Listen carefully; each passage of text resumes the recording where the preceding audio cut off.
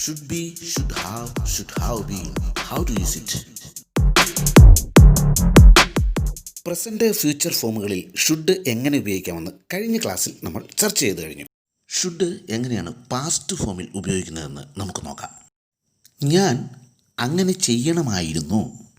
കഴിഞ്ഞു പോയ ഒരു സംഭവം, ആ സംഭവം അങ്ങനെ ആയിരിക്കരുത്, ഇങ്ങനെ ആയിരിക്കണമായിരുന്നു എന്ന രീതിയിൽ വിമർശന വിധേയമായ രീതിയിൽ സംസാരിക്കാൻ പാസ്റ്റ് ടെൻസിലൂടെ നമ്മളെ സഹായിക്കുന്നത് ഷുഡിൻ്റെ ഉപയോഗത്തിലൂടെയാണ്.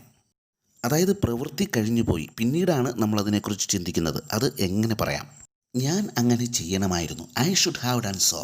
ഇവിടെ വെർബിന് ശേഷം ഹാവും അതിനുശേഷം വെർബിൻ്റെ പാസ്റ്റ് പാർട്ടിസിപ്പിൾ ഫോം, അതായത് V3 ഫോമുമാണ് ഉപയോഗിച്ചിരിക്കുന്നത്.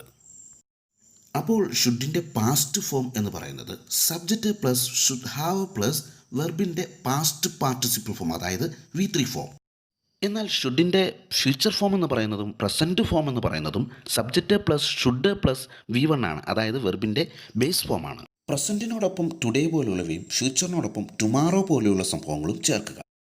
ഗ്രാമർ ഫ്രാഗം ഓർത്ത് കൺഫ്യൂഷനൊന്നും ആവണ്ട, നമുക്ക് എക്സാമ്പിളിലൂടെ ക്ലിയർ ആക്കാം. അപ്പോൾ എക്സാമ്പിളിലേക്ക് പോകാം. ഞാൻ ആ കാര്യം അറിഞ്ഞിരിക്കേണ്ടതായിരുന്നു, എങ്കിൽ ഇങ്ങനെ സംഭവിക്കില്ലായിരുന്നു.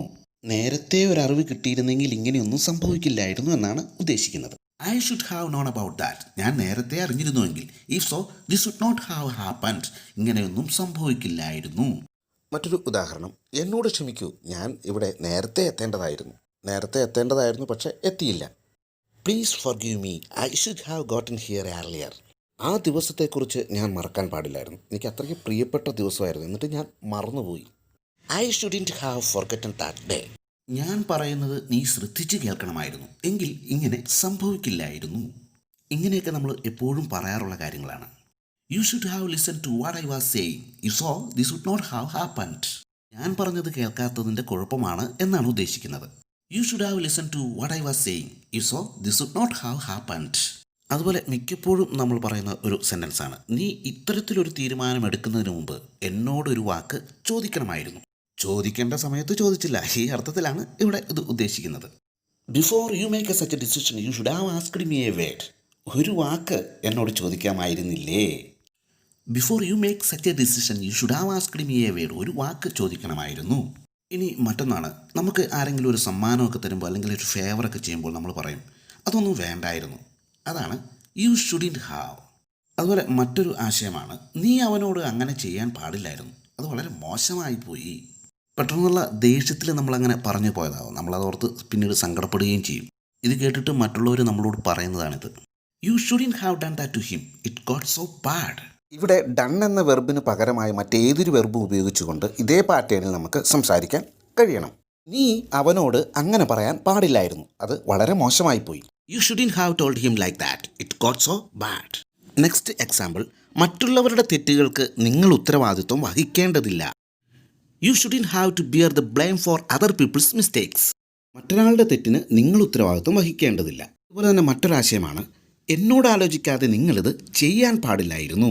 You shouldn't have done it without consulting me. ഇതൊക്കെ നമ്മൾ എപ്പോഴും പറയുന്ന വാക്കുകളാണ്. അതുപോലെ മറ്റൊരു ആശയം കൂടി, എന്നിൽ നിന്ന് സത്യം മറച്ചു വയ്ക്കാൻ നിങ്ങൾ ശ്രമിക്കരുത്.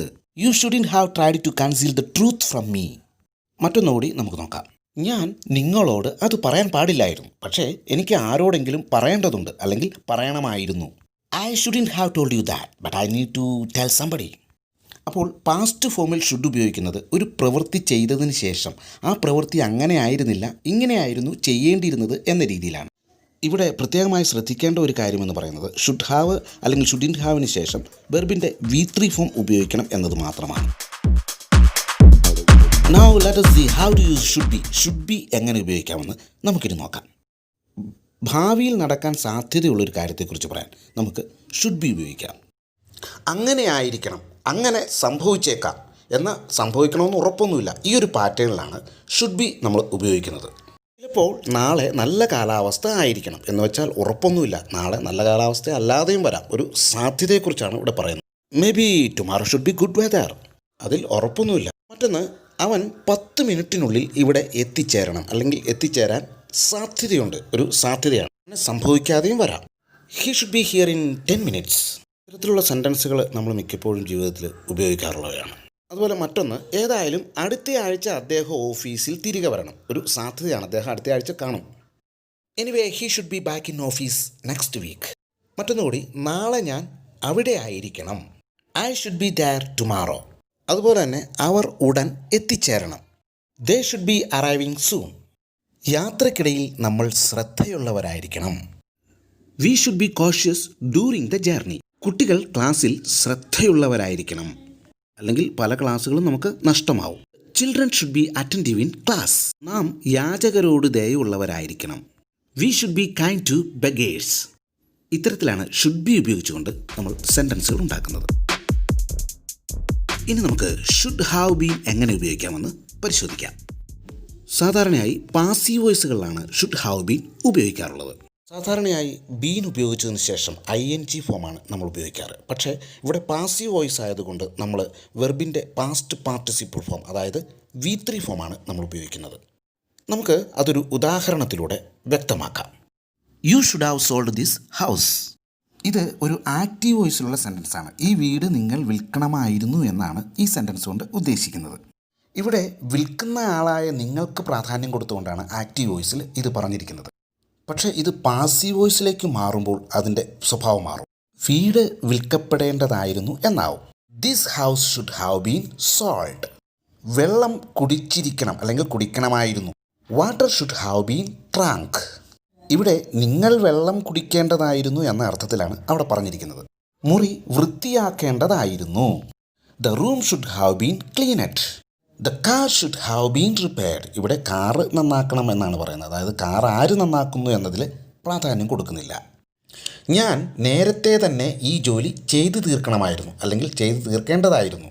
ഇതൊരു ആക്റ്റീവ് വോയിസ് ആണ്. I should have been done this work earlier. ഇതിനെ നമുക്ക് പാസീവ് വോയിസിലേക്ക് ആക്കുമ്പോൾ പണി നേരത്തെ ചെയ്യണമായിരുന്നു അല്ലെങ്കിൽ ചെയ്യേണ്ടതായിരുന്നു എന്നായി മാറും. The work should have been done earlier. ഇവിടെ അർത്ഥത്തിൽ വ്യത്യാസമൊന്നും വരുന്നില്ല. ആക്റ്റീവ് വോയിസിൽ ചെയ്യുന്നയാൾക്ക് പ്രാധാന്യവും പാസീവ് വോയിസിലേക്ക് വരുമ്പോൾ ചെയ്ത പ്രവൃത്തിക്ക് പ്രാധാന്യവും കൊടുത്ത് പറയുന്നു എന്നുള്ളതാണ് ഇതിൻ്റെ പ്രത്യേകത. അപ്പോൾ ഷുഡിൻ്റെ വിശേഷങ്ങൾ ഇവയൊക്കെയാണ്. വീഡിയോ ഇഷ്ടമായെങ്കിൽ ലൈക്ക് ചെയ്യുക, സബ്സ്ക്രൈബ് ചെയ്യുക, അടുത്തുള്ള ബെല്ലൈക്കൺ അമർത്തുക, കൂടാതെ സപ്പോർട്ട് ചെയ്യുക. വീണ്ടും ഒരു വീഡിയോയുമായി നമുക്ക് വീണ്ടും കണ്ടുമുട്ടാം.